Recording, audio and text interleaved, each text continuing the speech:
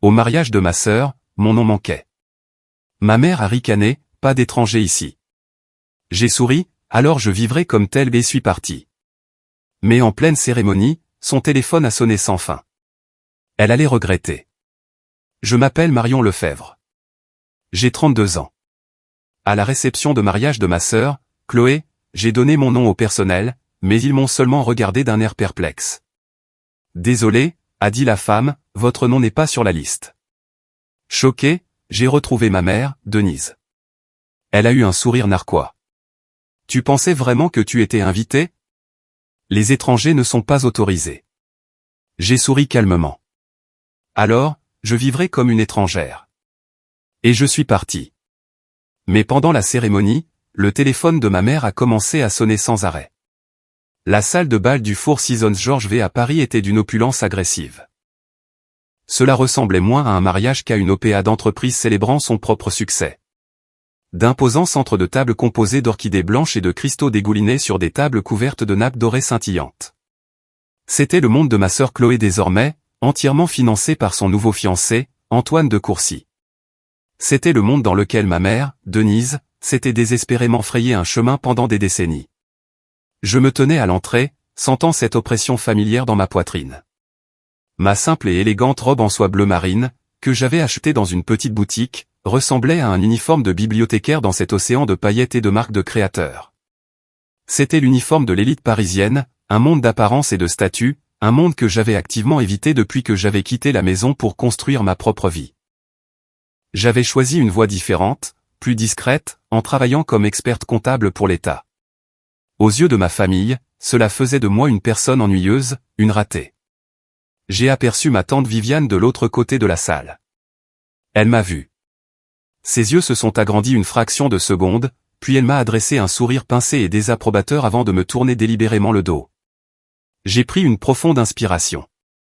Je n'étais là que pour montrer que je faisais un effort, pour prouver que je n'étais pas la personne difficile qu'ils prétendaient tous que j'étais.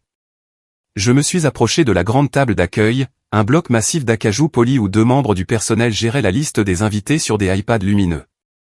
Une jeune femme a levé les yeux, son sourire éclatant et implacablement professionnel.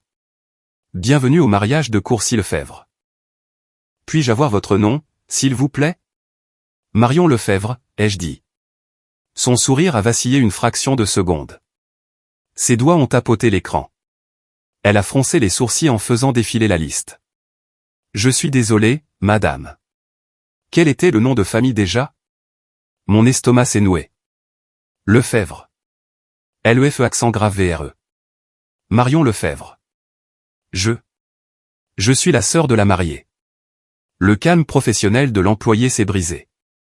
Elle avait l'air véritablement paniquée. C'était clairement une situation que sa formation n'avait pas couverte. Un instant, madame. Elle a chuchoté de manière urgente à l'autre employé, qui m'a jeté un regard rapide et horrifié avant de disparaître dans la salle de bal. Je suis resté là, seul. La file derrière moi s'allongeait.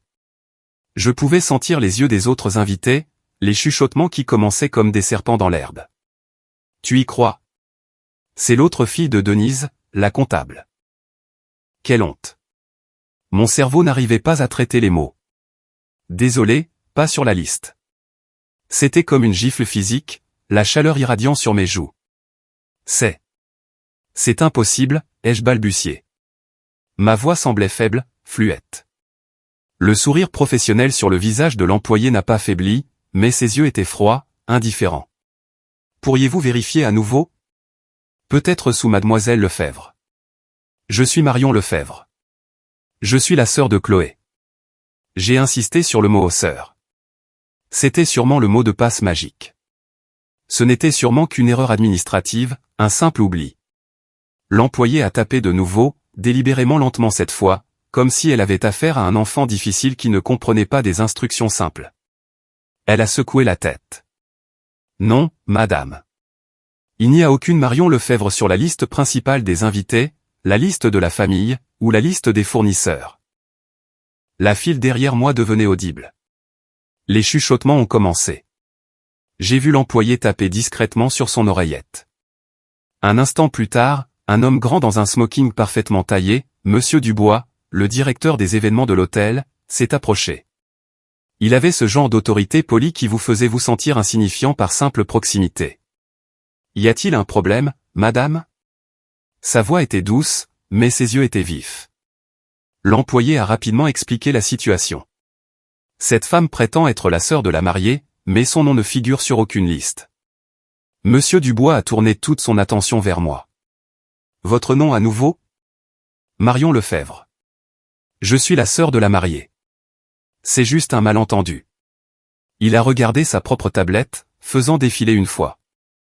Il n'a même pas fait semblant de chercher attentivement. Je crains que mon personnel ait raison.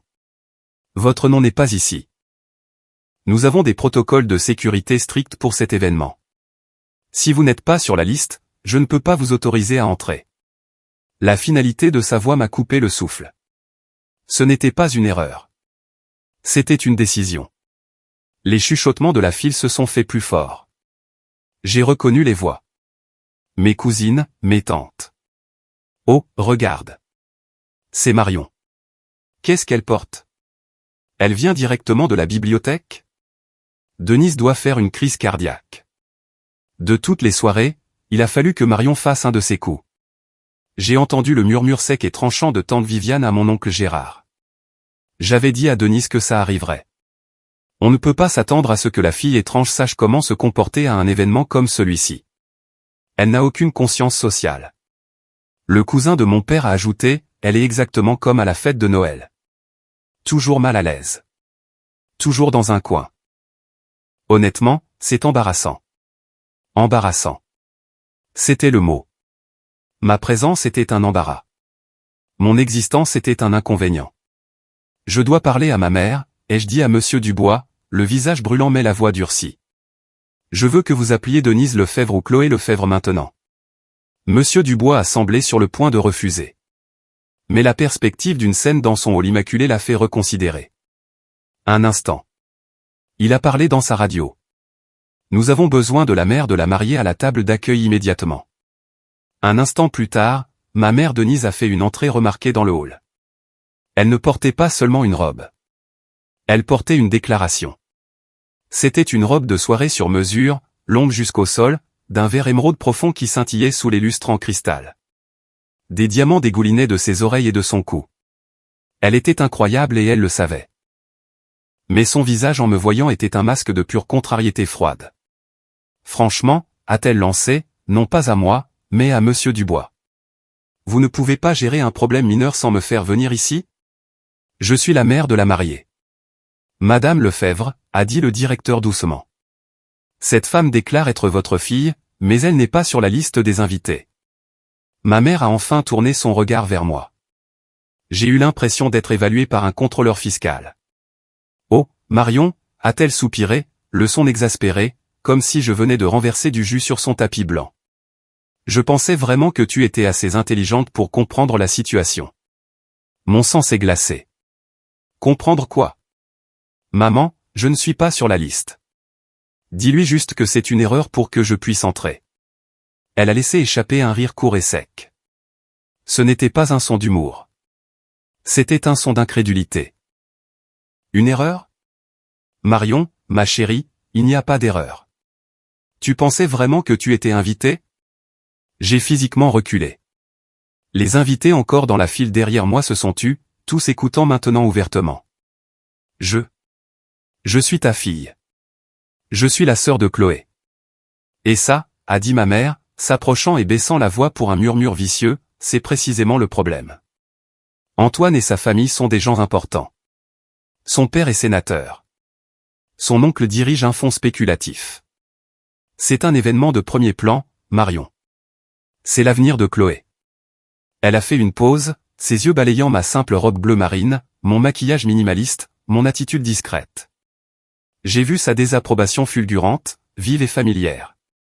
Nous ne pouvons tout simplement pas nous permettre que ta maladresse gâche la soirée. Nous ne pouvons pas t'avoir caché dans un coin l'air misérable ou, pire, essayant de parler à des gens que tu ne connais pas. Le mot maladresse m'a frappé comme un coup physique. Soudain, j'avais de nouveau 16 ans, à la fête d'anniversaire de mariage de mes parents. J'avais été si nerveuse en essayant d'aider, et j'avais trébuché, faisant s'écraser un plateau de coupe de champagne sur le sol. Je me suis souvenu du visage de ma mère, tordu de rage, me sifflant dans la cuisine, « Tu es un passif social maladroit. Tu viens de me mettre dans l'embarras devant tout le monde qui compte. » Et la voilà à nouveau, 20 ans plus tard, disant la même chose. Je n'étais pas sa fille. J'étais un passif. Juste à ce moment-là, les portes principales de l'espace de pré-réception se sont ouvertes et ma sœur Chloé est apparue, suivie de son fiancé, Antoine de Courcy. Chloé était à couper le souffle. Sa robe était un nuage de dentelle importée et de satin dont on disait qu'elle coûtait plus de 30 000 €. Ses cheveux étaient relevés en une coiffure complexe entrelacée de minuscules diamants. Elle était rayonnante, la mariée parfaite, le centre absolu de son propre univers. Elle a vu la scène dans le hall. Moi, notre mère, le directeur de l'événement, l'employé, la file d'invités qui nous regardait, et son sourire radieux a vacillé une seule seconde avant de se transformer en un masque d'inquiétude exagéré. « Oh mon Dieu, Marion !» s'est-elle exclamée en se précipitant, sa robe massive bruissant. « Qu'est-ce qui se passe? Pourquoi es-tu encore ici ?» Avant que je puisse répondre, ma mère a parlé. « Chloé, ma chérie, je m'en occupe. Ta sœur semble penser qu'elle était invitée ce soir. » Chloé s'est arrêtée, sa main volant à sa bouche dans un geste parfait de surprise. « Oh, Marion, non. Tu n'as pas reçu mon email ? » Je l'ai regardé, l'esprit engourdi. « Quel email ? » Je n'ai reçu aucun email, Chloé. « Oh, je le savais », a-t-elle dit en se tournant vers notre mère avec un regard frustré.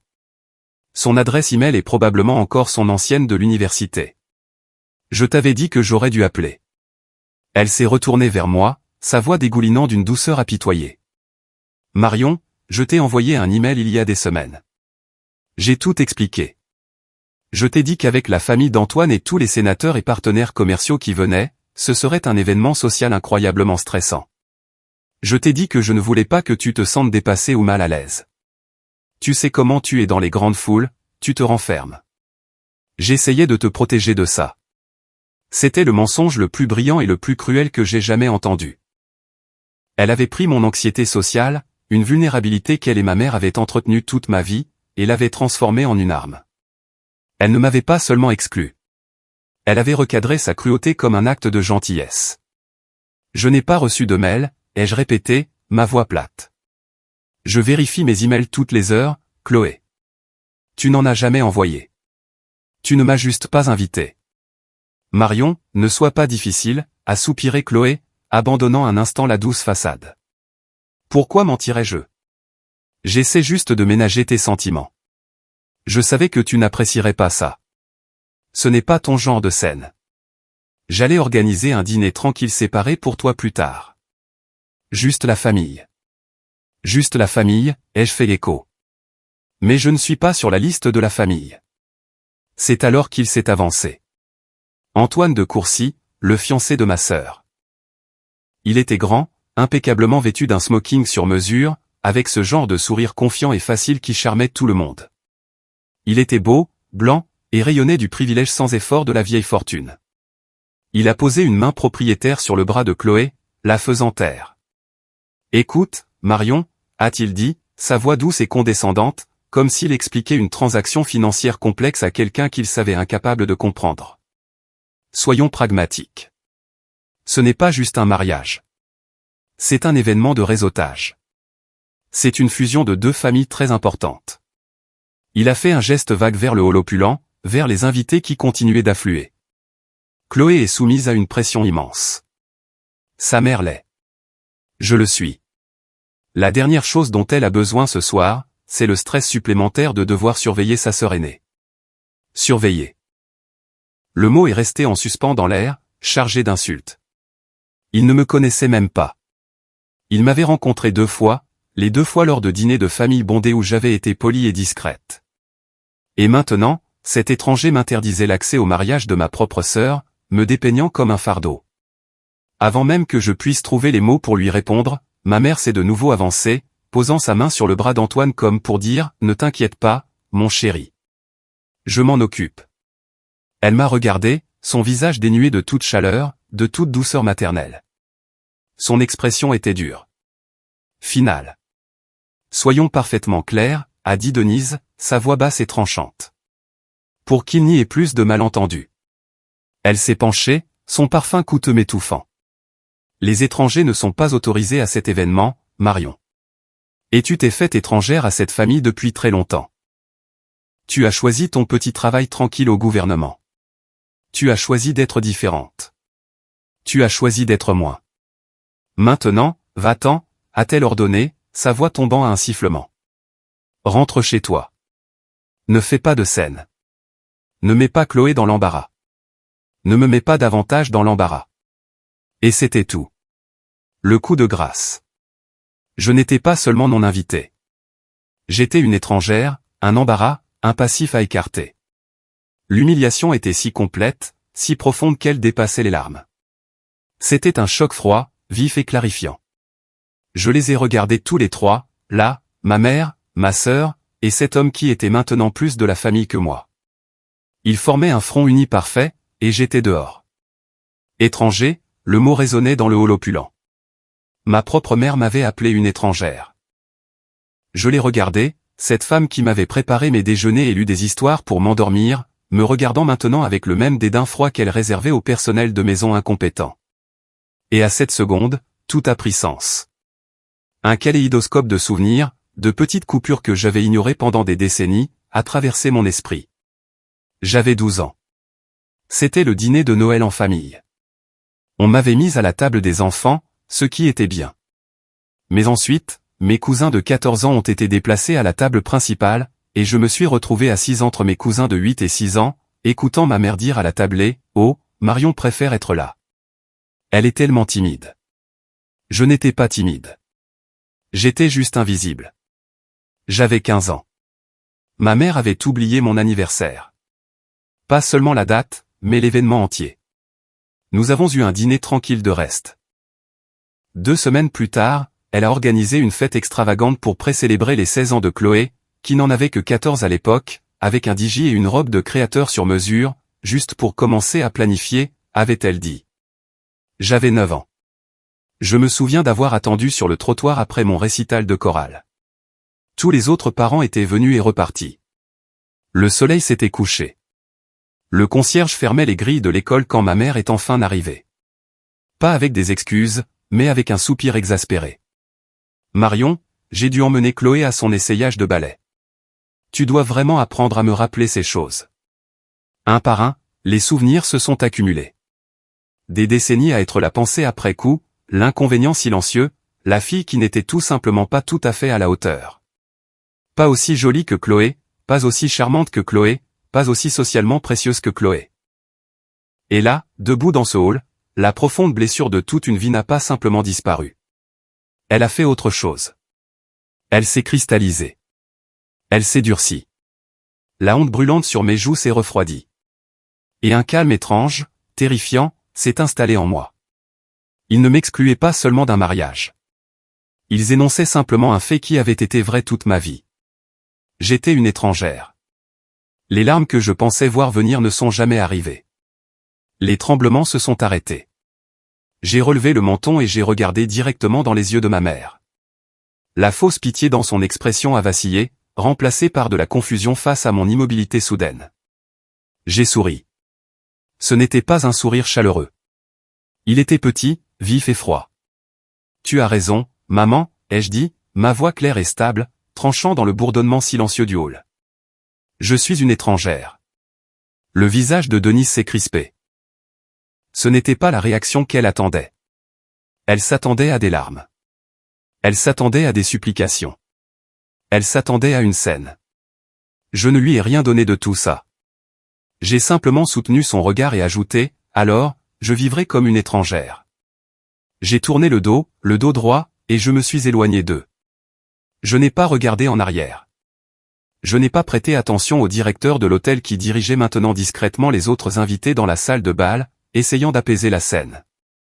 J'ai simplement marché vers les ascenseurs principaux des clients, mes talons claquant régulièrement sur le sol en marbre. Derrière moi, j'ai entendu la voix de Chloé, non plus douce ou apitoyée, mais vive et paniquée. « Marion, n'ose pas » a-t-elle crié. J'ai continué à marcher. « Marion, reviens ici. Si tu fais une scène, si tu gâches ça pour moi, je te le jure. » J'ai atteint la batterie d'ascenseur et j'ai appuyé sur le bouton de monter. N'appelle pas grand-mère. La voix de Chloé se rapprochait. Désespérée maintenant. N'ose pas appeler tante Viviane ou oncle Gérard et leur raconter une histoire larmoyante. Tu m'entends? Ne gâche pas ça. N'ose pas me faire passer pour la méchante. Ces paroles étaient une dernière confession involontaire. Elle ne s'inquiétait pas de mes sentiments. Elle ne s'inquiétait pas que je sois seul ou blessé.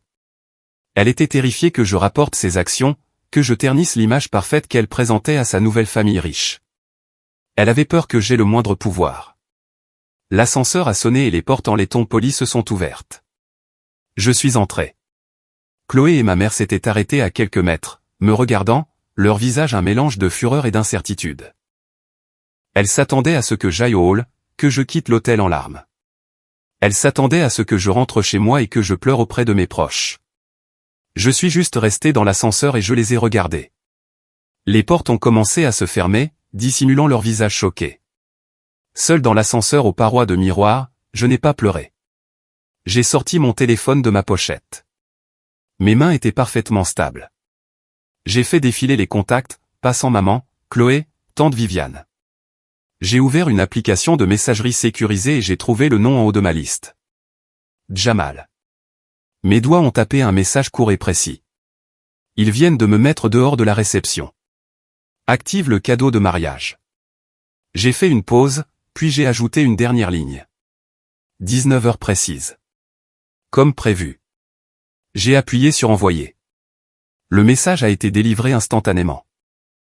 Alors que l'ascenseur montait, je ne ressentais qu'un sentiment de détermination froid et tranquille. L'étrangère venait d'envoyer ses salutations. Le compte à rebours avait commencé. Les portes de l'ascenseur se sont refermées, me scellant dans un silence poli. Ma famille, debout dans le hall en bas, me croyait vaincu. Ils pensaient que je quittais l'hôtel, que je rentrais en courant dans mon petit appartement parisien pour pleurer. Ils avaient tort. J'ai appuyé sur le bouton du dernier étage, le niveau du Penthouse. L'ascenseur est monté en douceur, m'élevant bien au-dessus du drame du hall. Quand les portes se sont rouvertes, je n'étais pas dans le couloir principal. J'étais dans un foyer privé et feutré, tapissé de velours épais, avec un éclairage doux et un unique bureau élégant. Un concierge en uniforme impeccable s'est levé instantanément. « Bonsoir, mademoiselle Lefebvre », a-t-il dit, sa voix discrète et respectueuse. Il n'a pas remis en question ma présence. Il n'a pas semblé perplexe. Il m'attendait. « Bonsoir, Charles », ai-je répondu. La suite est-elle prête? Bien sûr, madame. Nous avons vos bagages à l'intérieur et vos préférences ont été prises en compte. Il m'a tendu une carte clé noire et élégante. La suite présidentielle. Nous espérons que tout est à votre satisfaction. C'était la première couche de mon secret. Pendant que ma mère était occupée à critiquer mon petit travail au gouvernement, j'avais économisé, investi et construit une vie dont elle ne savait rien. Je pouvais largement me permettre une suite qui coûtait plus cher par nuit que ses cotisations mensuelles au country club. Je l'avais réservée il y a 2 mois, dès que Chloé avait annoncé la date de son mariage. Je savais que j'aurais besoin d'un sanctuaire. J'ai marché dans le couloir privé, j'ai déverrouillé la porte et je suis entré. C'était magnifique. Un mur de verre sur 2 étages surplombait tout l'horizon parisien d'un côté et de l'autre, une vue parfaitement claire sur la terrasse et la grande salle de bal où la réception de ma sœur allait commencer. Je pouvais voir les invités se mêler en bas comme de minuscules poupées parfaites. J'ai dépassé le piano à queue, la cheminée en marbre éteinte, et j'ai décroché le téléphone. Oui, le service d'étage. J'aimerais une bouteille de Dom Pérignon, le millésime 2008, et le plateau de caviar. Merci. J'ai enlevé mes talons raisonnables, me suis débarrassé de la robe bleu marine que ma mère avait trouvée si maladroite, et j'ai enfilé un simple peignoir en soie noire. Je me suis versé un verre d'eau pétillante en attendant le champagne. Je me suis approché de la fenêtre, regardant la fête dont j'avais été banni. L'horloge au mur indiquait 18h45. 15 minutes. Le champagne est arrivé. J'ai versé un verre, les bulles montant dans la flûte de cristal. Je l'ai levé, non pas pour porter un toast à eux, mais à moi-même, à l'étrangère. Que ça commence, ai-je murmuré. Il était exactement 19h. En bas, les portes de la grande salle de bal se sont ouvertes en grand. La salle était à couper le souffle, une fantaisie soigneusement orchestrée d'orchidées blanches et de cristaux ruisselants. 300 des personnes les plus influentes de Paris, politiciens, gestionnaires de fonds spéculatifs et familles de la vieille fortune, se tenaient là, une mer de smoking et de robes de créateurs, leurs visages tournés vers l'allée. Le quatuor à cordes, dont ma mère se vantait qu'il coûtait plus que mon salaire annuel au gouvernement, a entonné la marche nuptiale. C'était le moment, l'apogée de l'ambition de ma mère et des rêves de ma sœur. Et elle était là, Chloé. Elle n'était pas seulement une mariée. C'était un spectacle.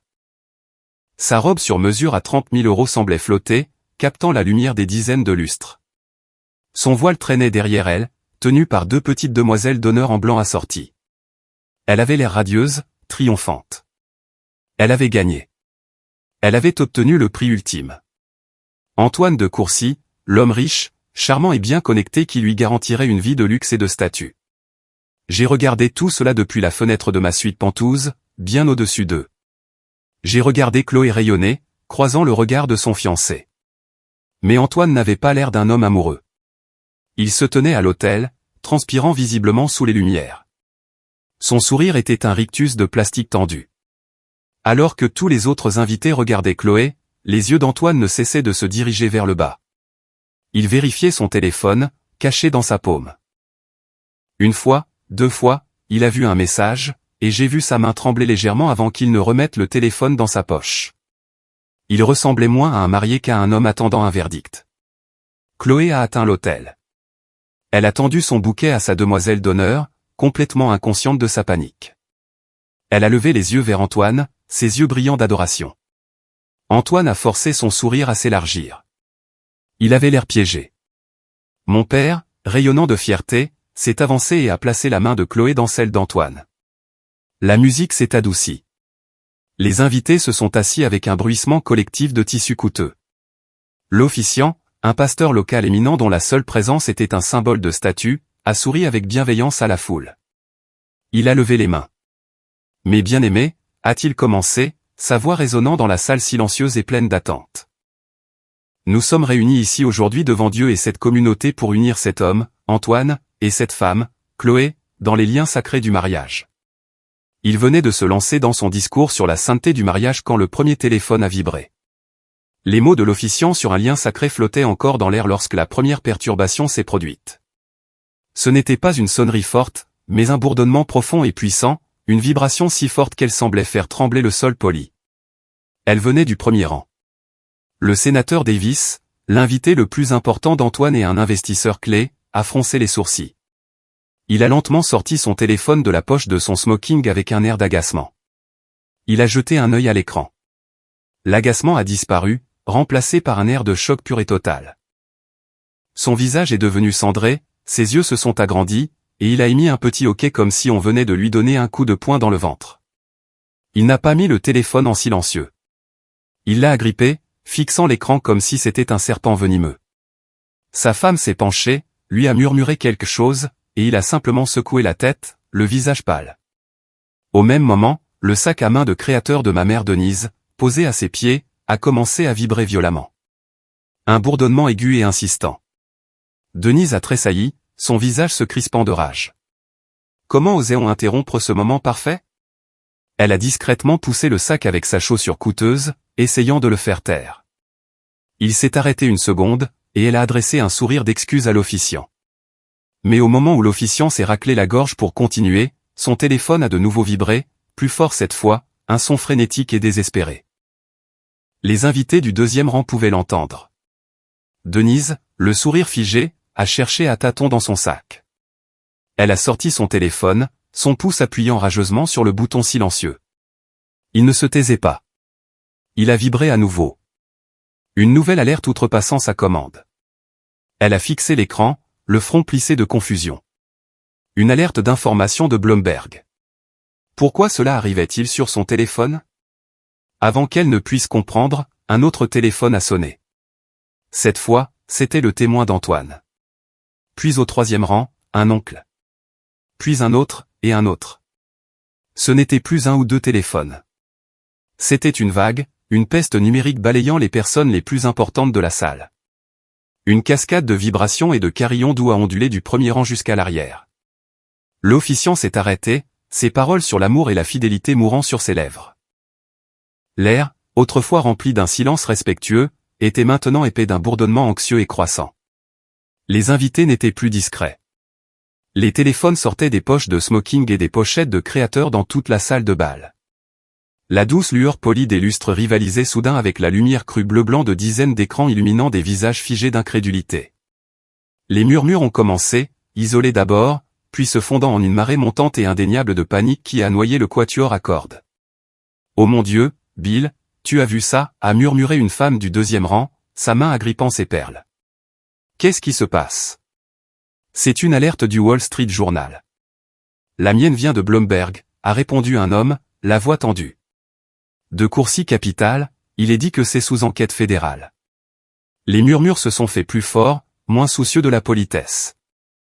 Une pyramide de Ponzi ? Il est question d'une suspicion de pyramide de Ponzi. Mon Dieu, toute ma pension est chez de Courcy. Tais-toi. Il va t'entendre. Chloé, à l'hôtel, a finalement réalisé que ce n'était pas une interruption mineure. Son parfait sourire de mariée a vacillé, se tordant de confusion puis de rage. Qu'est-ce qui ne va pas avec tout le monde, a-t-elle sifflé à sa mère au premier rang. Dis-leur de ranger leur téléphone. C'est mon mariage. Denise avait l'air affolée, ses yeux ne se tournant pas vers Chloé, mais vers le sénateur Davis. Mais le sénateur ne regardait plus l'hôtel. Il fixait son propre téléphone, son visage un masque de fureur froide. Il s'est lentement, délibérément levé et, sans un mot, a commencé à se diriger vers la sortie. Sa femme, l'air complètement humilié, s'est empressée de le suivre. Et Antoine est juste resté là, rigide. Il regardait le sénateur partir, son propre visage luisant de sueur. Il ressemblait à un homme qui venait de voir sa dernière issue de secours prendre feu. Il savait que c'était fini. L'officiant, l'air pâle et complètement décontenancé, s'est raclé la gorge et a essayé de reprendre le contrôle de la salle. « Antoine » a-t-il dit, sa voix s'efforçant d'être entendue par-dessus les murmures. « Acceptez-vous de prendre Chloé pour votre légitime épouse ?» C'était le moment, le signal pour qu'Antoine dise « oui, je le veux ». Mais Antoine n'a pas parlé. Il était figé, ses yeux rivés sur le téléphone de l'invité du troisième rang, l'écran clairement visible pour lui. Il lisait le titre clignotant, le fondateur de Courcy Capital accusé d'une pyramide de Ponzi de plusieurs millions d'euros. Enquête fédérale en cours.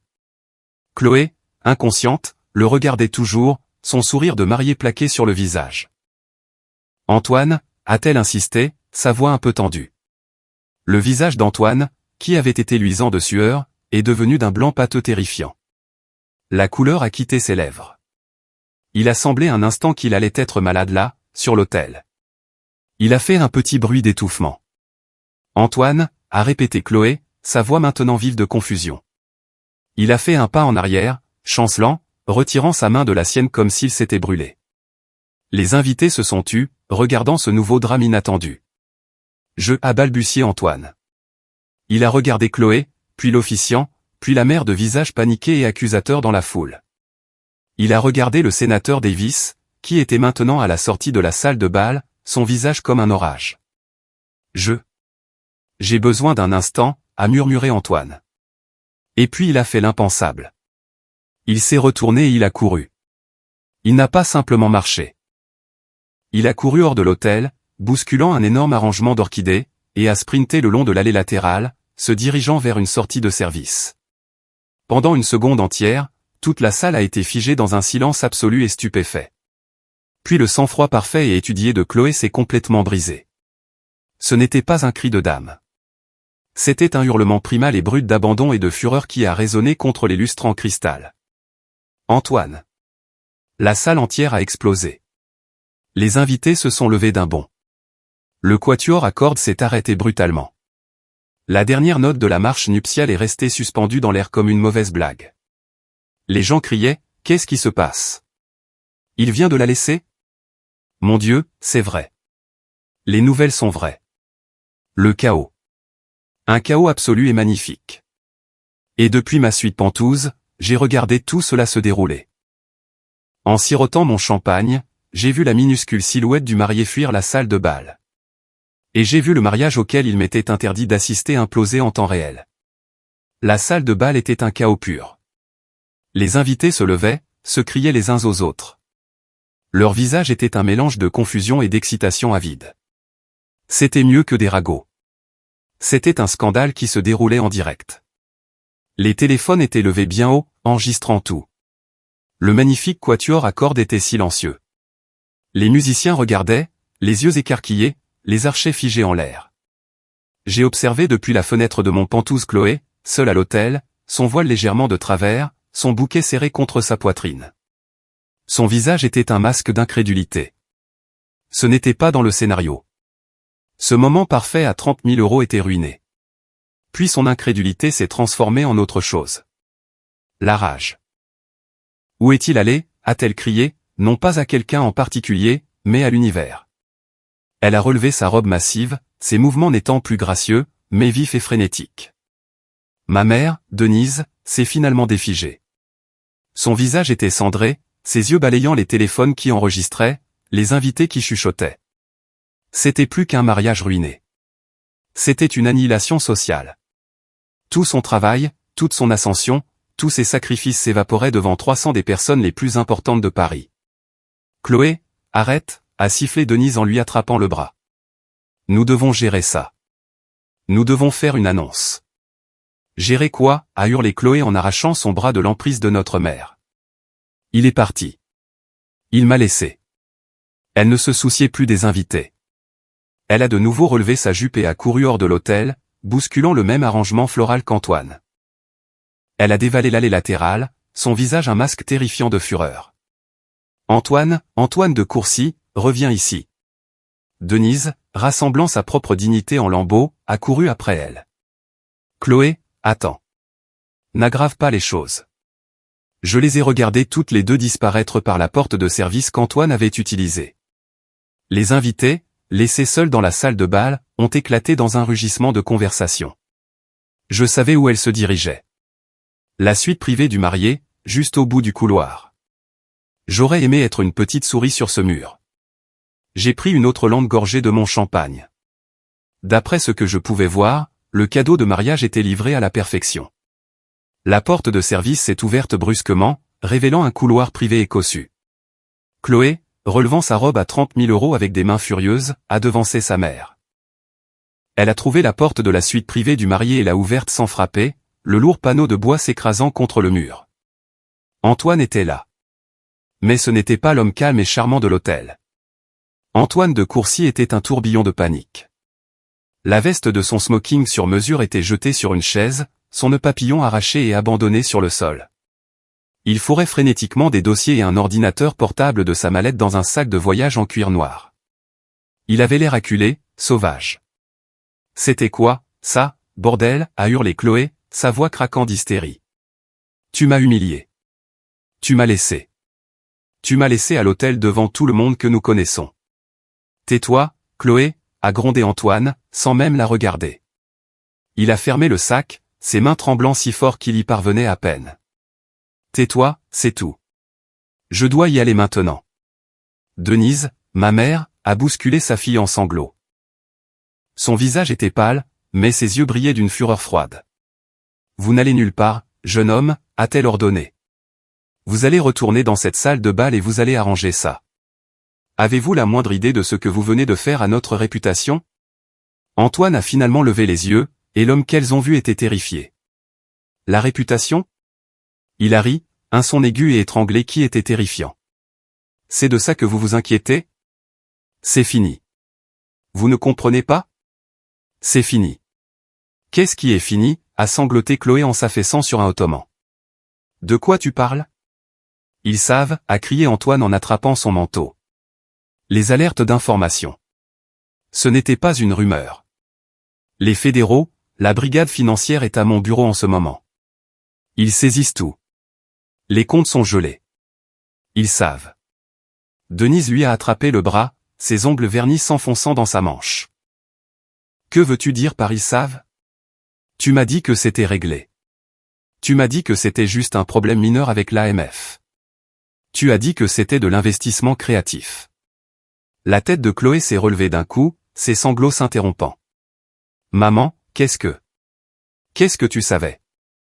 Denise l'a ignoré, ses yeux rivés sur Antoine, son masque de sang-froid se fissurant enfin. Tu m'avais promis que tout était stable. Antoine a arraché son bras, son visage se tordant de pur mépris. Stable? Tu ne voulais pas de stable, Denise. Tu voulais juste que les chèques soient encaissés. Il a pointé un doigt vers elle. Tu as pris mon argent. Tu savais que c'était douteux. Tu n'as pas posé une seule question difficile quand j'ai viré 500 000 € sur ton compte privé. N'est-ce pas? Denise a reculé comme si elle avait été frappée. C'était un cadeau pour Chloé, pour le mariage. C'était un pot de vin, a rugi Antoine. Un pot de vin d'un demi-million d'euros pour que tu pousses ce mariage avant que je sois inculpé, pour acheter le bon nom de ta famille comme couverture. Tu as pris l'argent. Tu l'as dépensé. Tu es une complice, Denise. Tu es impliquée aussi profondément que moi. Les sanglots de Chloé se sont coincés dans sa gorge, l'étouffant. Elle a lentement tourné la tête, son visage strié de larmes passant d'Antoine, l'homme qui venait de l'abandonner, à Denise, sa mère. Son cerveau luttait, essayant de relier les paroles furieuses d'Antoine. 500 000 €, un pot de vin pour précipiter le mariage. Maman, la voix de Chloé était un petit murmure brisé. C'était presque inaudible, une voix d'enfant. De quoi parle-t-il? Quel argent? Le visage de Denise était un masque de panique pure et totale. Elle ne pouvait pas regarder Chloé. Elle ne pouvait pas regarder Antoine. Elle fixait juste un point sur le papier peint coûteux, ses yeux écarquillés d'un mélange de haine et de terreur pure. Il ment, ma chérie. Il est désespéré. Il dit n'importe quoi pour nous faire du mal, pour nous faire passer pour les méchantes. Je mens? Antoine a aboyé un rire. Un son vraiment laid et aigu. Est-ce que je mens, Denise? Demande-lui. Demande à ta mère de te montrer les relevés de son compte bancaire privé, celui aux îles Caïmans. Demande-lui à quoi servait ce virement de 500 000 €, daté de seulement 2 jours après que je t'ai surprise avec la demande en mariage. Chloé s'est levée lentement de l'ottoman, sa robe massive à 30 000 € semblant soudain un costume lourd et ridicule. Elle a fait un pas, puis un autre vers Denise. Maman, a-t-elle répété, sa voix plus forte maintenant, vive d'un nouveau soupçon terrifiant. Tu as pris de l'argent de lui? Tu as pris un demi-million d'euros. Denise a finalement regardé sa fille, son sang-froid parfait complètement brisé. Elle était acculée et elle le savait. Ce n'était pas comme ça, a balbutié Denise, ses mains manucurées s'agitant en l'air comme des oiseaux piégés. C'était un cadeau de mariage pour toi, Chloé, pour assurer ton avenir, pour être sûr que tu sois prise en charge quoi qu'il arrive. Un cadeau de mariage, a répété Chloé, sa voix dangereusement calme. Un cadeau secret d'un demi-million d'euros. Un cadeau que tu as mis sur un compte offshore. Un cadeau qui dépendait du fait que je l'épouse avant qu'il ne se fasse prendre. Les pièces du puzzle s'emboîtaient avec une vitesse terrifiante et écœurante. La pression incessante de sa mère pour fixer une date. La façon dont Denise avait balayé tous les petits doutes que Chloé avait jamais exprimés sur l'intensité d'Antoine, son secret sur ses affaires. Le refrain constant de « verrouille-le, Chloé ». Un homme comme ça n'attend pas éternellement. Il ne s'agissait pas de son bonheur. Il ne s'agissait même pas d'assurer un statut social. C'était une transaction simple et sale. Elle était le produit vendu, et sa propre mère était le courtier. Antoine, voyant la scène qu'il avait créée, a juste ricané. Il a jeté le sac de voyage noir sur son épaule. Appelez ça comme vous voulez, bande de cauchemars d'arrivistes amoraux, a-t-il craché. Un cadeau, un pot de vin, une commission. Franchement, je m'en fiche. C'est fini. Nous en avons fini. Les mots d'Antoine, nous en avons fini, sont restés en suspens dans l'air de la suite du marié. Un verdict final et brutal. Chloé regardait sa mère avec des yeux morts et vides, la pleine mesure de la trahison s'abattant enfin sur elle. Denise haletait, la main à la gorge, finalement sans voix, réalisant qu'elle avait été déjouée par Antoine et exposée par sa propre cupidité. Antoine, son sac de voyage sur l'épaule, les a regardées toutes les deux avec mépris. Amusez-vous bien à expliquer ça à vos amis de la haute société. Et il s'est dirigé vers la porte. Mais la porte s'est ouverte avant qu'il ne puisse la toucher. Non, pas la porte de la suite. De retour dans la grande salle de bal, les portes principales, celles que 300 invités regardaient, attendant que quelqu'un, n'importe qui, sorte pour expliquer le chaos. Les portes massives en chaîne se sont ouvertes avec fracas, claquant contre les murs, le son coupant le bavardage hystérique de la foule. Ce n'était pas l'organisatrice de mariage. Ce n'était pas le directeur de l'hôtel. C'étaient 4 hommes. 4 hommes en costumes sombres identiques, officiels. Ils ne souriaient pas. Ils ne se déplaçaient pas comme des invités, mais comme une unité, se déployant juste à l'intérieur de l'entrée, leurs yeux balayant la pièce avec une évaluation froide et professionnelle. L'air dans la salle de bal ne s'est pas seulement calmé, il a été aspiré. Chaque invité, des sénateurs aux gestionnaires de fonds spéculatifs, s'est figé. Les téléphones qui avaient joyeusement enregistré l'humiliation de Chloé étaient maintenant tenus par des mains tremblantes, soudainement pointées vers ce nouveau développement terrifiant. Ce n'était plus un scandale social. C'était un événement fédéral. L'agent principal, un homme grand et imposant au visage sinistre, a ignoré l'hôtel abandonné. Il a ignoré le gâteau à 5 étages et les montagnes d'orchidées. Il s'est dirigé directement vers le directeur de l'hôtel tremblant, Monsieur Dubois, qui était plaqué contre un mur. L'agent n'a pas haussé la voix, mais ses mots ont porté à travers la pièce silencieuse. Nous sommes des agents fédéraux. Nous cherchons Antoine de Courcy. Monsieur Dubois, le visage d'une blancheur de craie, ne put que pointer un doigt tremblant vers le couloir de service. Il est parti par là. Il a couru vers la suite du marié. La mariée et sa mère l'ont suivi. L'agent principal a hoché la tête une fois, les yeux froids. Il a parlé dans sa radio. Il est dans les suites de l'aile nord, sécuriser les sorties. Il a fait signe à 2 de ses hommes, qui se sont immédiatement dirigés vers le même couloir qu'Antoine avait emprunté pour fuir. Les 2 autres agents sont restés, scellant efficacement la salle de bal. Dans la suite du marié, Antoine a entendu les lourds pas de course dans le couloir. Il s'est figé, la main sur la poignée de la porte.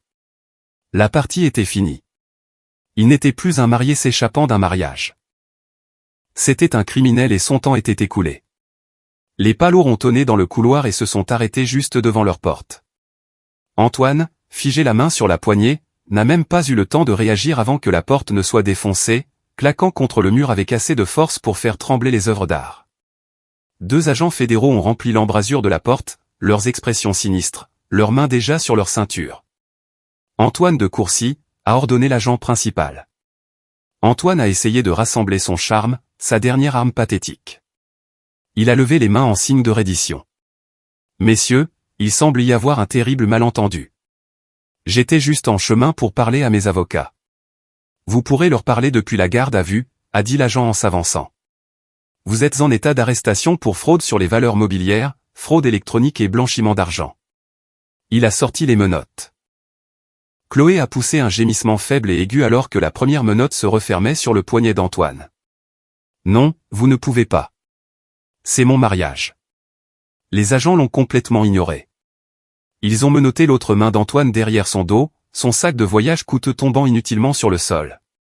Par où on sort, a demandé l'agent à son partenaire.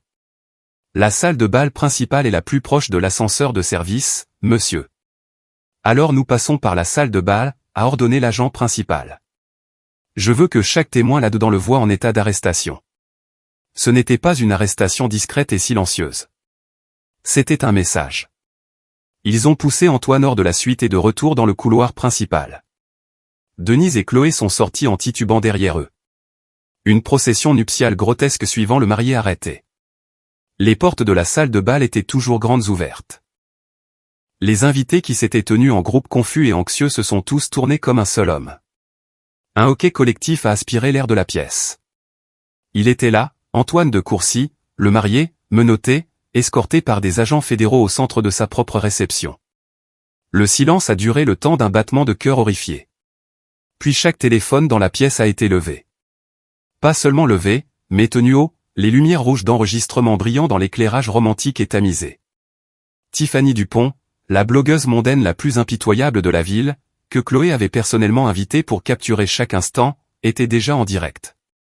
Sa voix était un murmure joyeux et aigu pour ses 500 000 abonnés. Vous n'allez pas croire ça, mes chéris. Le mariage de l'année est officiellement terminé.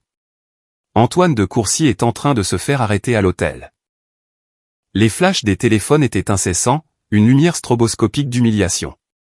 Et Denise se tenait là, figée, regardant tout. Elle ne regardait pas seulement l'arrestation d'Antoine. Elle regardait les visages de ses rivales. Elle a vu la femme du sénateur Davis, qui l'avait toujours regardée de haut, la regarder maintenant avec un sourire froid et satisfait.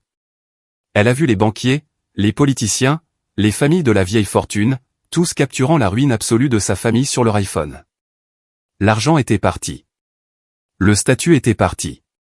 La réputation qu'elle avait passé 60 ans à construire méticuleusement, la réputation pour laquelle elle avait sacrifié sa propre fille, n'était pas seulement partie. C'était une blague, un mème, une fable édifiante qui serait racontée lors des dîners parisiens pendant les 20 prochaines années. C'était une annihilation absolue, totale et complète. Alors que les agents fédéraux disparaissaient par la sortie de service avec Antoine de Courcy, la salle de bal est tombée dans un nouveau niveau d'hystérie. Chloé a poussé un cri de douleur purement animal et s'est effondrée sur le sol. Sa robe à 30 000 € s'est étalée autour d'elle comme un parachute dégonflé. Les invités se précipitaient vers les sorties, criant dans leur téléphone, essayant d'appeler leurs conseillers financiers, leurs avocats, leurs conjoints. La blogueuse mondaine était toujours en direct, sa voix un commentaire haletant et excité sur les sanglots de ma sœur. Mais ma mère, Denise, ne regardait pas sa fille en sanglots. Elle ne regardait pas les invités paniqués. Elle se tenait figée, son esprit travaillant furieusement, reliant les points, le timing, la précision, la nature publique de tout cela. Ce n'était pas une enquête aléatoire. C'était une exécution. Ses yeux, sauvages et furieux, ont balayé la pièce. C'était du sabotage. Et il n'y avait qu'une seule personne qu'elle avait jamais blâmée pour tout ce qui allait mal dans sa vie. Une personne qui était une étrangère. Une personne qui avait été expulsée sans ménagement juste 1 heure auparavant. Marion, a-t-elle murmuré, le nom ayant un goût d'acide sur sa langue. Puis elle l'a hurlé. C'était un cri brut et accusateur qui a transpercé le chaos. Marion. Cette Marion. Que as-tu fait? La tête de Chloé s'est relevée d'un coup, son visage strié de larmes se tordant avec une nouvelle concentration. Marion, a-t-elle fait écho, se relevant, sa robe se déchirant avec un bruit écœurant. C'est elle qui a fait ça. Cette vilaine petite intello a fait ça pour moi. Denise, Chloé et les quelques parents restants, sous le choc, tante Viviane et oncle Gérard, ont contourné les invités en pleurs et les téléphones clignotants. Ils sont sortis en trombe de la salle de bal, une petite bande furieuse. Ils n'étaient plus des invités. C'était une foule enragée. Ils ont balayé du regard le hall opulent, leurs yeux me cherchant, s'attendant à me trouver en train de pleurer dans un coin ou de courir vers la sortie. Ils ne m'ont pas trouvé. Ils m'ont trouvé dans le bar principal de l'hôtel, le bar de l'Onyx. Je n'étais pas dans le Penthouse. J'étais descendu. Je voulais une place au premier rang. J'étais assis seul à l'extrémité du bar en marbre noir poli, le dos droit, les jambes croisées. La simple robe bleu marine que ma mère avait jugée maladroite ressemblait maintenant à une déclaration d'élégance discrète et sévère. J'étais la seule personne dans tout l'hôtel à être parfaitement, complètement calme. Dans ma main, je tenais un verre en cristal, un martini avec une olive parfaite. J'avais observé toute la scène se refléter dans les miroirs derrière le bar. Je les ai vus entrer en trombe. J'ai vu leurs yeux cherchant frénétiquement. J'ai vu le moment où ils m'ont repéré. J'ai pris une gorgée lente et délibérée de ma boisson, le gin froid et vif, et j'ai tourné la tête pour leur faire face. Ils m'ont repéré. Le petit groupe de 4, Denise, Chloé, tante Viviane et oncle Gérard, s'est figé une seconde, leur énergie frénétique se fixant sur mon calme. Je n'ai pas souri. J'ai juste soutenu leur regard, pris une dernière petite gorgée de mon martini et posé doucement le verre sur le bar. Denise a été la première à bouger. Elle n'a pas marché. Elle s'est jetée en avant. Elle a traversé le salon en trombe, sa robe vert émeraude traînant sur le sol, son visage un masque de rage pure et totale. Ses diamants se soulevaient tandis qu'elle haletait, s'arrêtant juste avant le bar. Toi, a-t-elle hurlé, sa voix n'étant plus contrôlée ou sophistiquée, mais un son brut et guttural qui a fait sursauter le barman. Que as-tu fait? Qui as-tu appelé? Tu as tout ruiné. C'est toi qui as fait ça. Elle a claqué ses mains manucurées sur le bar en marbre, l'impact faisant vibrer mon verre. Tu as ruiné ma famille. Tu as ruiné ta sœur. Je me suis tourné lentement sur le tabouret de bar pour lui faire face complètement. Je n'ai rien dit. Je l'ai juste regardé. J'ai regardé le maquillage qui avait coulé, la façon dont ses cheveux s'échappaient de sa coiffure parfaite, le désespoir pur dans ses yeux. Maman, ai-je dit, ma voix calme, mais elle a transpercé son hystérie comme de la glace. Je n'ai rien fait. Je suis juste assise ici. J'ai fait un geste de la main vers le bar vide, en train de prendre un verre, comme une étrangère devrait le faire. Le mot étrangère l'a de nouveau frappé, et elle a reculé, mais sa rage était trop grande. Ne joue pas l'innocente avec moi, petite ingrate. Tu les as appelés, n'est-ce pas? Chloé s'est avancée en titubant, sa voix épaisse de sanglots. Sa robe à 30 000 € était déchirée à l'ourlet, le mascara coulant en rivière noire sur son visage. Elle ressemblait à un fantôme de la mariée radieuse d'il y a 1 heure. Elle a agrippé le dossier d'une chaise de bar, ses jointures blanches. Tu as appelé la brigade financière, n'est-ce pas? A-t-elle pleuré? Tu étais jalouse.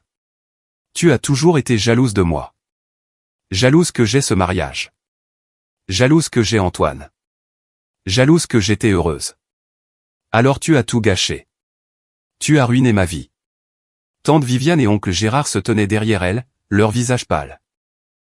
Ils avaient l'air horrifiés, non pas par moi, mais par la scène que leur parfaite famille de l'élite faisait au milieu d'un bar d'hôtel public. Le barman était figé, polissant un verre, prétendant ne pas écouter. Quelques autres clients à l'autre bout du salon avaient sorti leur téléphone, filmant discrètement. Ma famille, même dans sa ruine, ne pouvait échapper à un public. Jalouse? Le mot est sorti de moi, non pas comme une question, mais comme une curiosité sincère et froide. J'ai même ri. C'était un son court, sec et sans humour qui a traversé le salon. Jalouse de quoi, Chloé? Chloé m'a regardé, la bouche ouverte, ses sanglots momentanément oubliés. Elle n'avait pas de réponse. Elle avait toujours supposé que la jalousie était ma principale motivation. Soyons clairs, ai-je dit en posant mon verre de martini avec un clic précis. Suis-je jalouse de ta robe à 30 000 €? Elle est magnifique, mais ce n'est pas vraiment mon style. J'ai regardé mes ongles, puis je les regardais à nouveau. Suis-je jalouse que tu aies été, jusqu'à il y a 1 heure, le centre de l'attention de 300 personnes? Non. Comme vous l'avez toutes les deux souligné, je ne suis pas vraiment du genre à aimer les grandes foules. Je me suis penché légèrement en avant, ma voix baissant à un ton conversationnel, presque agréable. Ou, suis-je jalouse que tu étais sur le point d'épouser un escroc complet et total? Suis-je jalouse que toute votre relation était une transaction commerciale conçue pour donner une couverture respectable à un criminel? Suis-je jalouse que tu étais sur le point de lier ta vie, ton nom et ton avenir à un homme qui est actuellement en état d'arrestation pour avoir dirigé une énorme pyramide de Ponzi de plusieurs millions d'euros? Le mot Ponzi est resté en suspens dans l'air. Le visage de Chloé est passé de strié de larmes à complètement vide de choc. Elle ne comprenait pas, mais Denise si. Les yeux de ma mère se sont agrandis, ses pupilles se dilatant. J'ai vu l'éclair de pure terreur. Antoine avait utilisé ce mot, complice. Inculpé. Tu ne sais pas de quoi tu parles, a balbutié Denise. Mais le masque était tombé. C'était de la peur pure et brute. Tu dis juste des choses. Tu inventes. Comment pourrais-tu savoir quoi que ce soit sur les affaires d'Antoine? Elle a ri, un son désespéré et craquant. Tu es une comptable. Tu es juste une petite comptable pour le gouvernement. Tu es assise dans un bureau toute la journée à additionner des chiffres. Tu ne connais rien à la haute finance. Une petite comptable, ai-je répété en hochant lentement la tête. Une intello, comme vous diriez, une petite comptable ennuyeuse. J'ai laissé l'insulte flotter dans l'air. Les laissés s'accrocher à cela comme à leur dernier morceau de terrain solide. Je les ai laissés me voir comme la petite ratée, insignifiante et maladroite qu'elles avaient toujours eu besoin que je sois. C'est là que tu te trompes, maman, ai-je dit. C'est la partie que tu n'as jamais comprise. Ça a toujours été le problème, maman, ai-je dit, ma voix toujours calme. Mais maintenant, elle avait une nouvelle tonalité, une précision qui l'a fait tressaillir. Tu n'as jamais été intéressé. Tu n'as jamais vraiment demandé ce que je faisais. Tu as juste supposé. J'ai fait signe au barman pour mon addition. Tu as entendu au gouvernement et au comptable et tu as créé tout ce récit de moi étant une ratée.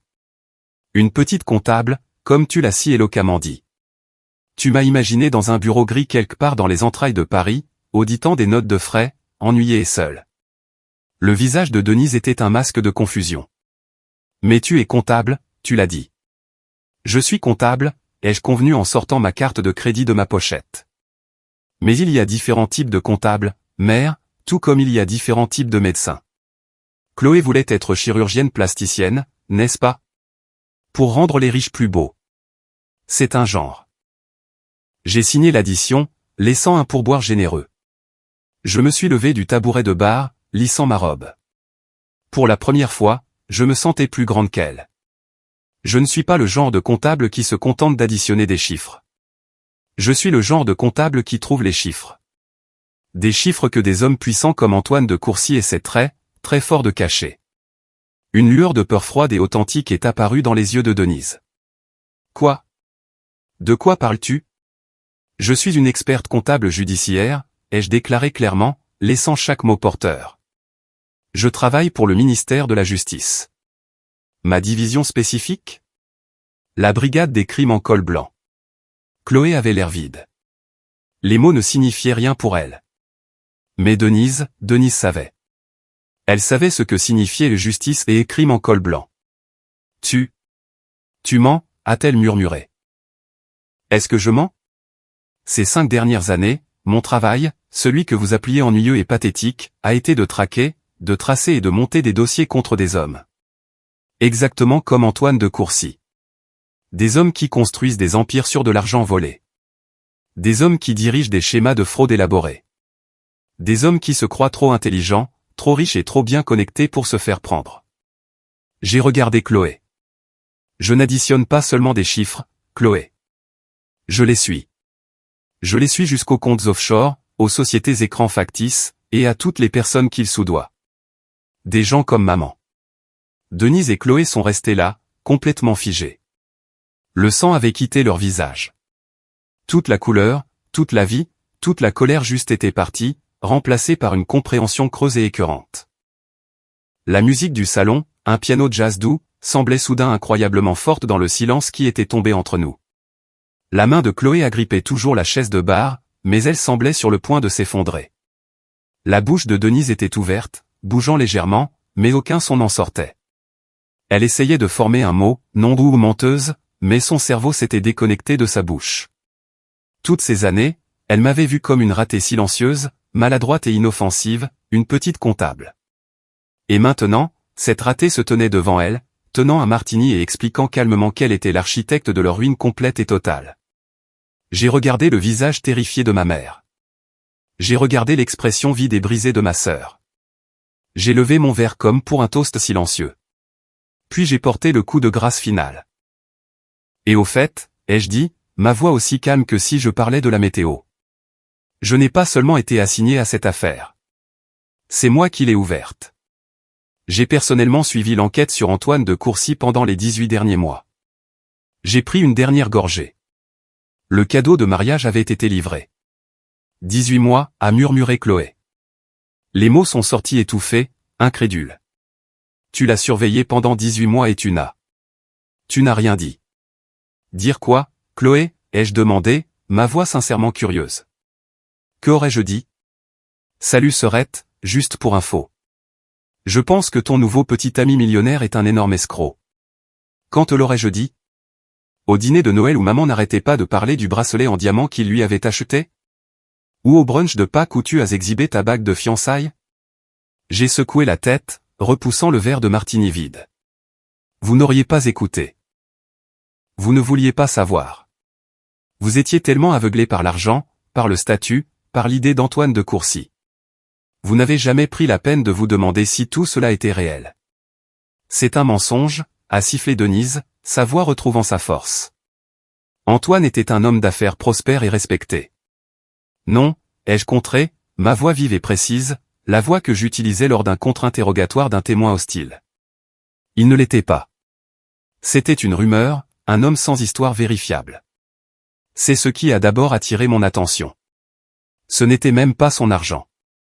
C'était ses cadeaux pour toi, maman. Denise avait l'air confuse. Mais mes cadeaux? Le bracelet, ai-je dit. Celui que tu portais à Noël? Tu t'es vanté qu'il venait d'un joaillier privé à Genève. J'ai vérifié le nom du joaillier. Il n'existe pas le virement privé qu'il t'a envoyé pour ton anniversaire. Il ne venait pas d'une banque française. Il a été acheminé via 3 sociétés écrans différentes en commençant par les îles Caïmans. Tu vois, maman, tu pensais que c'était un symbole de statut. J'ai vu ça comme un délit fédéral. C'est mon travail. J'ai laissé cela s'imprégner. J'ai commencé le dossier préliminaire sur lui juste après ça. Juste une vérification d'antécédents discrète. Et ce que j'ai trouvé, c'est rien. Pas de diplômes universitaires, pas de début de carrière. Il est juste apparu à Paris il y a 5 ans avec beaucoup d'argent et une bonne histoire. Les hommes comme ça n'apparaissent pas simplement, ils sont fabriqués.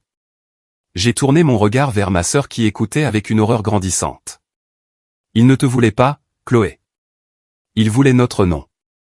Il savait qu'il faisait l'objet d'une enquête. Il était désespéré. Il avait besoin d'un bouclier.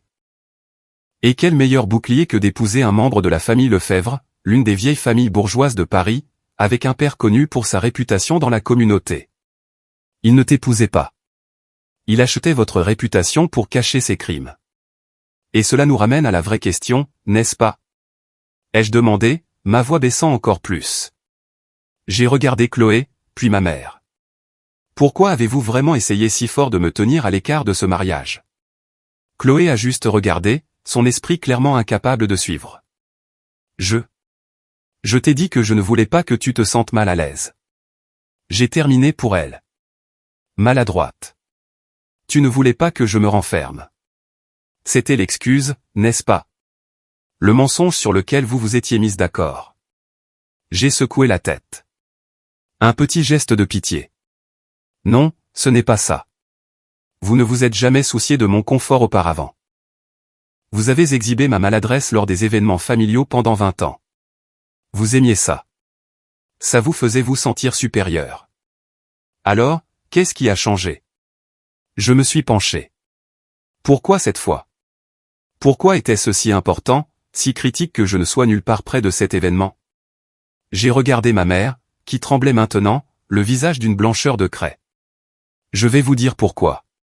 Parce que vous saviez. Vous ne saviez pas ce qu'il était. Pas spécifiquement. Vous ne connaissiez pas le nom du crime ou le nombre de personnes qui l'avaient blessé. Mais vous saviez qu'il était louche. Non, a murmuré Denise, sa voix craquant. Ce n'est pas vrai. N'est-ce pas, ai-je insisté. Vous saviez que l'argent arrivait trop vite.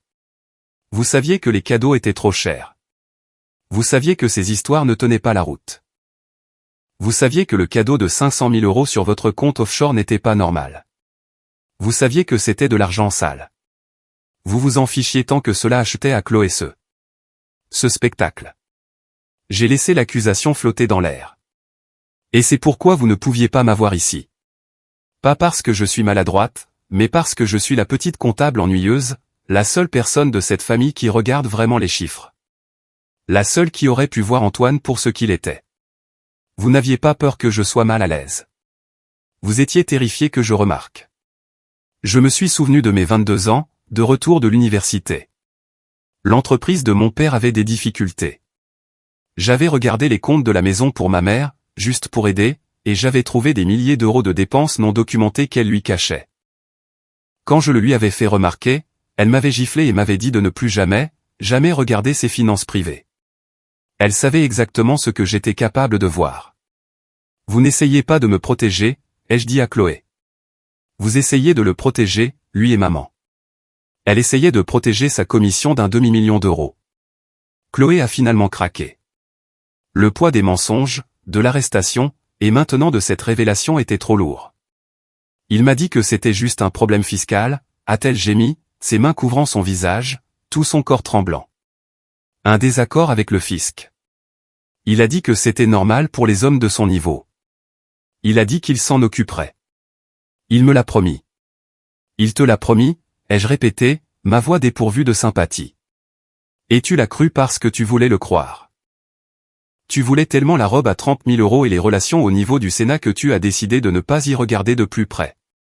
J'ai tourné toute mon attention vers ma mère, qui était maintenant adossée à un pilier, piégée par mes paroles et sa propre culpabilité. Et toi, maman? 500 000 €? C'est beaucoup d'argent, même pour toi. C'était un cadeau, a-t-elle insisté, mais sa voix était faible, désespérée. Pour Chloé, pour la mettre à l'abri. Pour la mettre à l'abri ou pour te payer, ai-je contré. Ce n'est pas la première fois, n'est-ce pas? Tu as toujours trouvé des moyens d'obtenir des cadeaux pour maintenir ce style de vie. Tu appelles ça du réseautage social. Mes collègues et moi, nous appelons ça une rémunération non déclarée. Je me suis souvenu de toutes les commissions qu'elle avait gagnées au fil des ans. Les honoraires de consultation qu'elle avait reçus pour avoir présenté un promoteur à un conseiller municipal lors d'un de ses bals de charité. La commission d'apporteur d'affaires du marchand d'art après avoir convaincu l'un de ses amis riches d'acheter un tableau surévalué et douteux. Mon père, un homme d'une intégrité simple et à l'ancienne, avait bâti une réputation communautaire respectable. Mais ma mère utilisait cette réputation comme une marchandise depuis des années. Elle était un courtier social, échangeant l'accès et l'influence contre de l'argent et des faveurs, tout cela pour maintenir l'apparence de l'élite de la vieille fortune. Antoine de Courcy n'était pas sa première affaire louche. C'était juste sa plus grosse. Tu vends le nom de cette famille depuis des décennies, ai-je dit calmement. Antoine était juste ton plus gros salaire. Il n'épousait pas seulement Chloé. Il t'achetait toi, maman, tes relations, ta protection sociale. Et tu étais tellement aveuglé par l'argent que tu n'as pas réalisé que tu n'avais pas affaire à un simple fraudeur fiscal. Tu avais affaire à un prédateur, et tu l'as laissé entrer directement dans notre famille. Arrête, a-t-elle murmuré. Arrête ça. Je ne peux pas l'arrêter, ai-je dit. Ce n'est pas moi qui ai commencé, mais c'est moi qui vais le finir. Je vais le finir, ai-je dit, ma voix résonnant de l'autorité qu'il n'avait jamais entendue de moi. Je vais le finir parce que pendant que vous vous inquiétiez de votre statut social, Antoine détruisait des vies. De vraies vies, maman. Denise secouait simplement la tête, marmonnant. Non, non, non. Si, ai-je insisté. Ce demi-million d'euros que tu as caché sur ton compte secret, as-tu demandé une seule fois d'où il venait? T'en es-tu soucié? Je n'ai pas attendu de réponse. Moi, si. C'était mon travail. Je l'ai tracé. Cet argent ne venait pas d'un investissement créatif. C'était l'intégralité des économies de retraite de M et Madame Dubois. Tu les connais, maman. Les Dubois de notre paroisse, ceux qui organisent la vente de gâteaux communautaires chaque année. La main de Denise a volé à sa bouche. Elle avait l'air d'aller être malade. Ce n'était pas tout, ai-je continué, ma voix implacable. Il y avait 50 autres familles, des professeurs de l'ancien lycée de Chloé, des petits commerçants de notre propre quartier, 50 familles de cette communauté qui ont confié leurs économies à Antoine. Et il a tout volé. Il a volé leur retraite, les fonds pour les études de leurs enfants, leur maison. Chloé a laissé échapper un sanglot étouffé et horrifié. Il ne s'agissait plus d'un mariage raté. Elle réalisait qu'elle était la méchante dans une histoire beaucoup plus grande et plus sombre. Tu n'étais pas seulement complice d'une comptabilité créative, maman, ai-je dit, ma voix baissant. Tu étais complice de la ruine financière de ta propre communauté. Tu as pris de l'argent du sang. Tu l'as pris et tu l'as caché, tout ça pour que Chloé puisse avoir une robe à 30 000 euros. Arrête ça, a finalement hurlé Denise, les mains sur les oreilles. Tu mens. Tu essaies juste de me faire du mal. Tu me détestes. Je n'ai pas besoin de te faire de mal, maman. La vérité suffit. Alors que les mots de ma mère résonnaient, une nouvelle silhouette est entrée dans le salon. Il était calme, vêtu d'un costume sombre et élégant, et s'était tenu tranquillement près de l'entrée, observant. C'était un homme noir, de mon âge environ, avec une attitude professionnelle et directe. Il a maintenant dépassé les clients bouche bée, le barman figé. Il est passé devant moi comme si je n'étais même pas là. Il est passé devant Chloé, sanglotante et ruinée. Il s'est dirigé directement vers ma mère, qui marmonnait encore à menteuse à voix basse, et il s'est arrêté. Il l'a regardée, son visage impassible, et il a parlé. Sa voix n'était pas forte, mais elle a transpercé tous les autres sons dans la pièce. Madame Denise Lefebvre.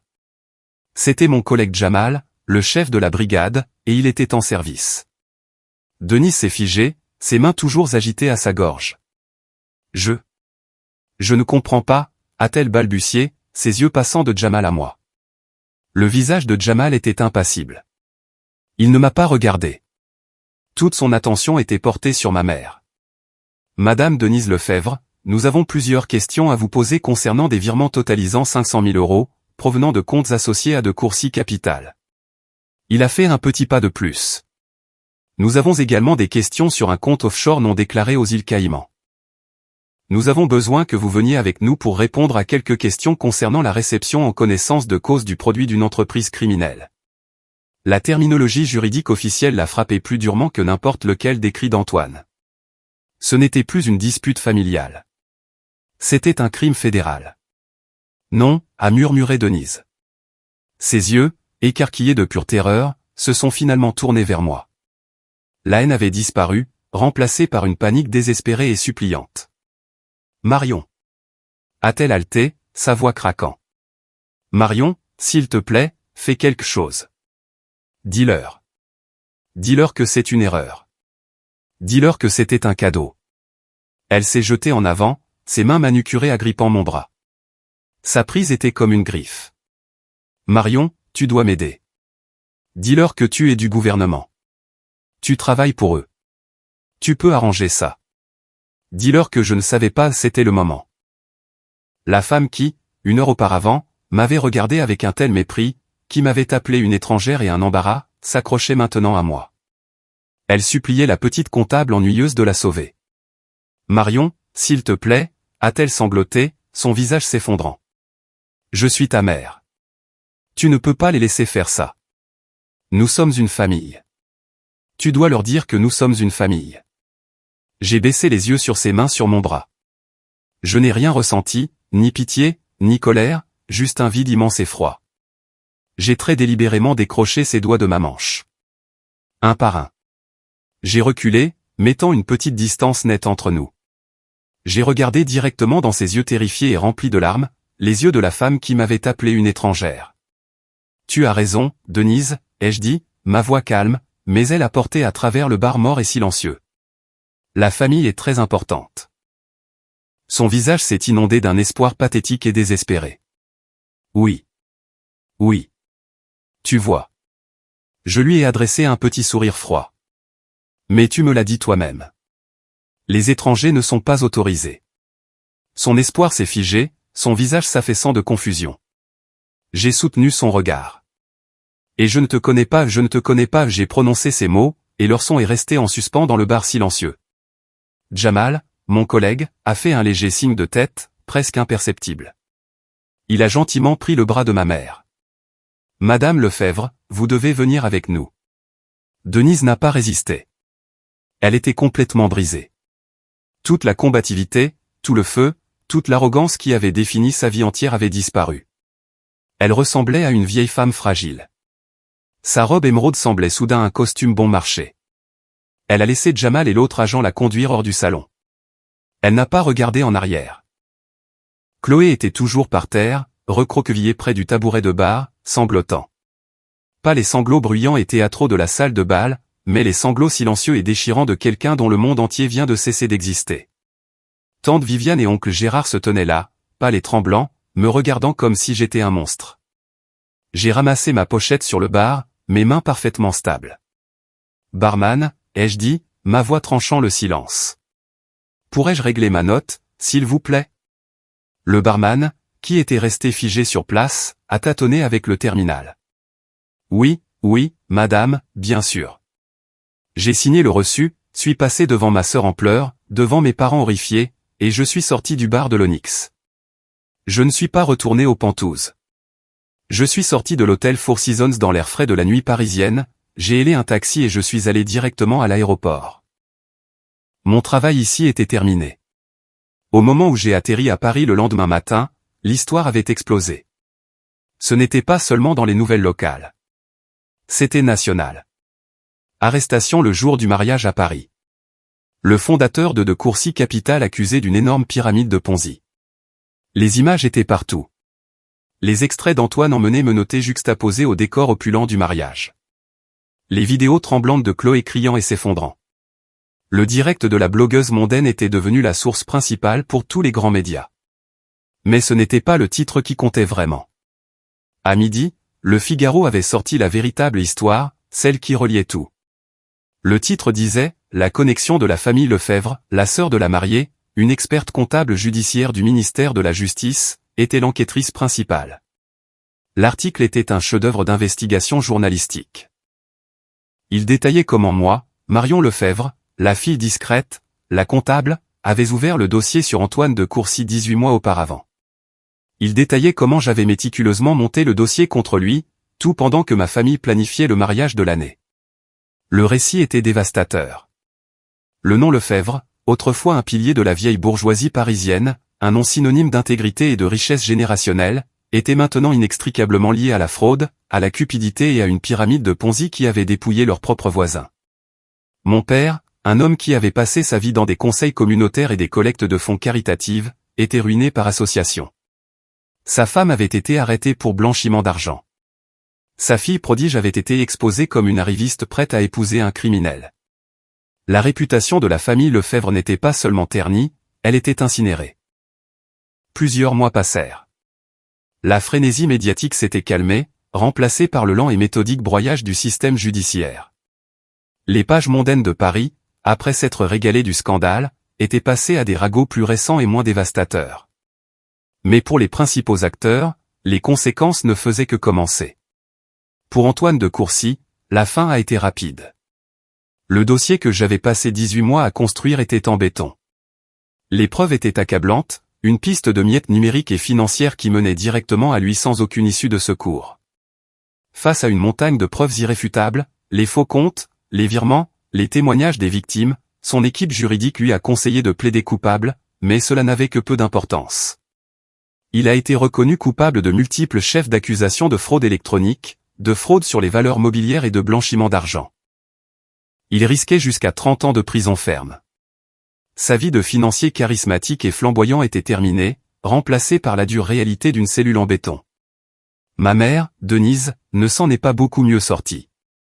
Son arrestation initiale au mariage n'avait été que le début. Les 500 000 € sur son compte non déclaré aux Caïmans ont été le clou de son cercueil.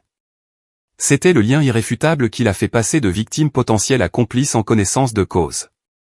Mon témoignage, ainsi que les relevés bancaires que j'ai fournis, ont prouvé qu'elle n'était pas seulement une arriviste aveuglée par la richesse.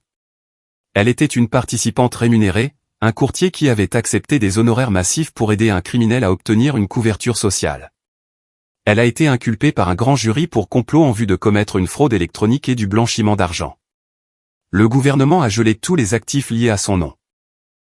La grande maison dans la banlieue chic de Paris, celle que le nom respectable de mon père avait obtenue et que son ambition avait décorée, a été saisie.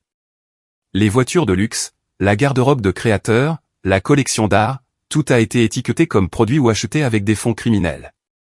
Elle a été libérée sous caution, mais elle n'avait nulle part où aller. Elle avait tout perdu, sa maison, ses amis, son argent. Mais pire que cela pour elle, c'était la perte de son nom. Dans la société parisienne, elle était maintenant une paria. Les mêmes femmes avec qui elle avait rivalisé, les mêmes conseils d'administration caritatifs qu'elle avait dominés la fuyaient maintenant. Elle était une exclue sociale, une fable édifiante chuchotée dans les mêmes cercles privés qu'elle avait autrefois dirigés. Elle avait perdu la seule chose qu'elle avait jamais vraiment appréciée, son statut. Et puis il y avait Chloé, ma sœur prodige. Son sort était à bien des égards le plus tragique. Elle n'était pas une criminelle, pas au sens légal. Elle n'était que des dommages collatéraux. À la suite du scandale, elle s'est retrouvée avec absolument rien. Les cartes de crédit d'Antoine, sur lesquelles elle vivait, ont été refusées. Le somptueux appartement qu'il partageait a été saisi par les autorités. Les cadeaux de mariage, qui étaient tous encore empilés dans la salle de bal de l'hôtel, ont été mis sous séquestre en tant qu'actifs potentiels achetés avec des fonds frauduleux.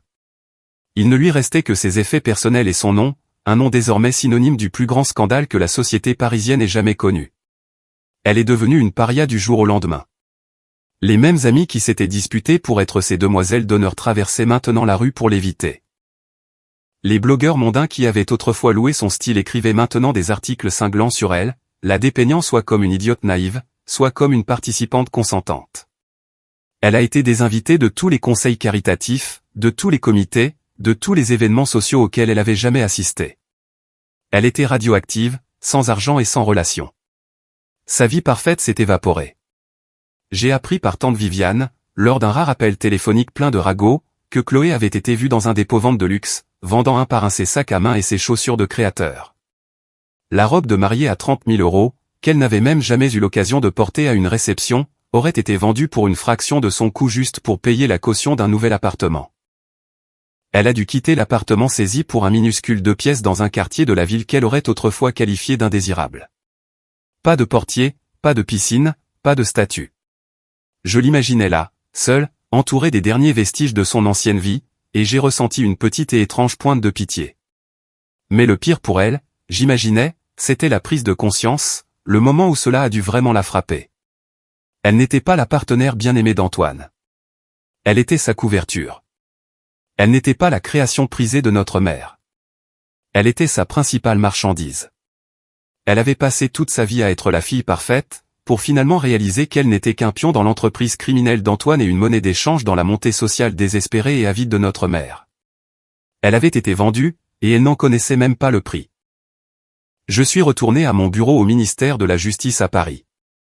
Ce n'était pas un petit bureau gris. C'était un bureau privé spacieux avec vue sur la ville, un bureau que j'avais gagné grâce à des années de travail acharné et implacable. La nouvelle du scandale du mariage parisien avait bien sûr atteint mes collègues. Mais ici, c'était différent. Jamal, mon patron, a juste posé une tasse de café frais sur mon bureau. « Bon travail, Lefebvre », a-t-il dit. « Vous avez bouclé l'affaire. C'est tout ce qui compte ici. » Et c'était la vérité. Le récit que ma famille avait construit autour de moi était une fiction complète, une histoire qu'ils se racontaient pour que leur propre choix paraisse supérieur. Je n'ai jamais été la Marion maladroite. J'étais la Marion concentrée. Je n'ai jamais été antisociale. J'étais observatrice. Mon silence lors de ces terribles dîners de famille, la maladresse dont ma mère avait si honte, n'a jamais été de l'anxiété sociale. C'était un ennui profond et écrasant. Je ne pouvais pas m'engager dans leurs conversations superficielles. Je ne pouvais pas me forcer à me soucier de la nouvelle voiture que mon oncle avait achetée ou du club que tante Viviane rejoignait. Pendant qu'ils discutaient de marques de créateurs et de maisons de vacances, mon esprit traçait des schémas complexes de blanchiment d'argent sur 3 continents.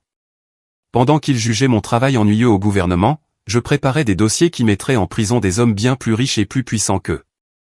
Mon silence n'était pas une faiblesse. C'était mon arme. J'étais une observatrice.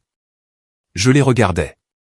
J'ai vu leur petite jalousie, leur arrivisme désespéré, leur manque total de caractère moral. Ils n'étaient pas seulement superficiels. Ils étaient, à bien des égards, fondamentalement corrompus bien avant qu'Antoine de Courcy n'entre en scène. Ils opéraient simplement à une échelle plus petite, légale mais contraire à l'éthique. Ils pensaient que j'étais la ratée, mais je les avais jugés toute ma vie.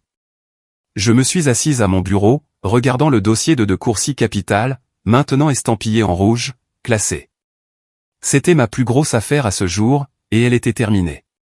Je me tenais dans mon appartement, au-dessus de Paris. La vue de ma fenêtre n'était pas seulement celle de la ville, c'était une vue imprenable sur les toits et les monuments. Mon chez-moi était calme, ordonné et paisible. C'était tout ce que ma maison d'enfance n'avait jamais été.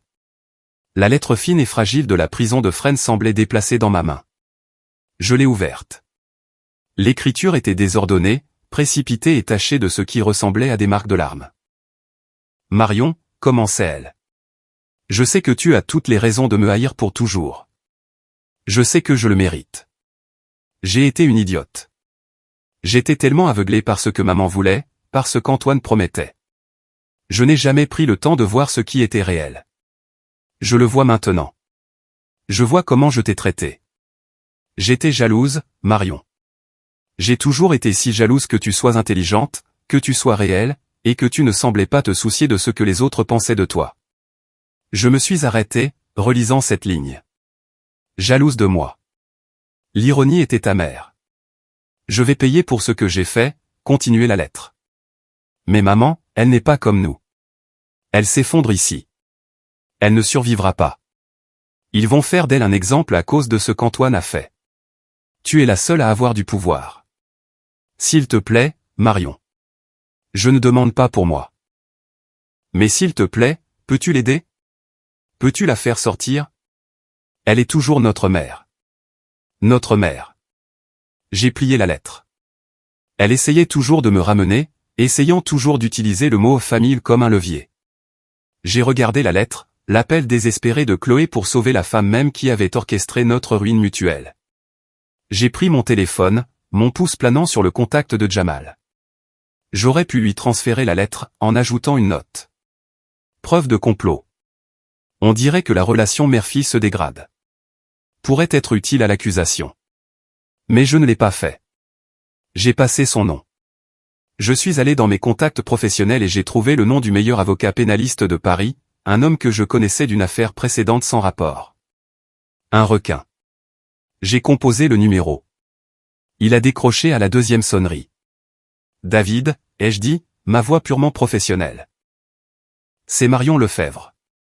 J'ai une recommandation pour vous, une nouvelle cliente. J'ai fait une pause, regardant les lumières de la ville, un monde où j'avais ma place et eux non. Ma sœur, Chloé Lefebvre. Elle est à Paris et elle va avoir besoin d'un très bon avocat pour tout recommencer. J'ai écouté un instant. Non, je ne serai pas impliqué personnellement. Faites-lui juste votre meilleur tarif. Merci. J'ai raccroché. J'avais fait un dernier acte, non pas de pardon, non pas d'amour, mais de clôture. J'avais donné à Chloé les outils dont elle avait besoin pour construire sa propre vie, séparée de l'influence de notre mère. Je lui avais donné une chance, la seule chose que notre famille ne m'avait jamais donnée. Mais je ne m'impliquais pas. Je ne paierais pas ses factures. Je ne paierais pas sa caution. Et je ne sauverais certainement pas Denise. Ma mère m'avait appelé une étrangère, et en tant qu'étrangère, je ne lui devais rien. J'ai pris la lettre de Chloé et je me suis approché de ma cheminée. J'ai regardé les flammes transformer l'appel désespéré en cendres. J'étais libre. J'avais réussi, et j'étais enfin en paix.